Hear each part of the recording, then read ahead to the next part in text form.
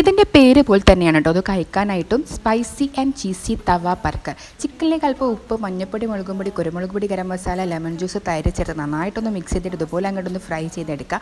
Same പാനിലേക്ക് സവാള ചോപ്പ് ചെയ്തത്, പച്ചമുളക്, കുറച്ച് വെളുത്തുള്ളി പേസ്റ്റ്, ഉപ്പ്, മുളകും പൊടിയും കൂടെ ചേർത്ത് നന്നായിട്ടൊന്ന് മിക്സ് ചെയ്തതിന് ശേഷം ഇതിലേക്ക് കുറച്ച് ചെറുതായിട്ട് ഇത് കൊത്തിയിട്ടിട്ട് തക്കാളിയും അതുപോലെ തന്നെ ക്യാപ്സിക്കം കൂടെ ചേർത്ത് നന്നായിട്ടൊന്ന് വഴറ്റിയെടുക്കുക. ഇതിലേക്ക് നമ്മുടെ ആ ചിക്കൻ അങ്ങോട്ട് ക്രഷ് ചെയ്തിട്ട് ഈ ഒരു ഫില്ലിങ് അങ്ങോട്ട് മാറ്റി വെക്കുക. ഇനി ഒരു ബണ്ണെടുത്ത് അതുപോലെ അങ്ങോട്ട് ഒന്ന് കട്ട് ചെയ്തെടുക്കുക. എന്നിട്ട് ആ ഒരു ഫില്ലിംഗ് ഉണ്ടല്ലോ അത് ഇതിൻ്റെ മുകളിലായിട്ട് അതുപോലെ അങ്ങോട്ട് വെച്ച് കൊടുക്കുക. മയോണൈസും സോസും ഒന്നും വേണ്ട കേട്ടോ.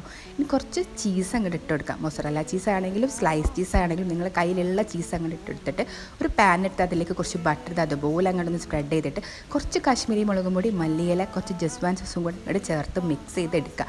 ജസ്വാൻ സോസ് ഇല്ലെങ്കിൽ നമുക്ക് സ്കിപ്പ് ചെയ്യാം.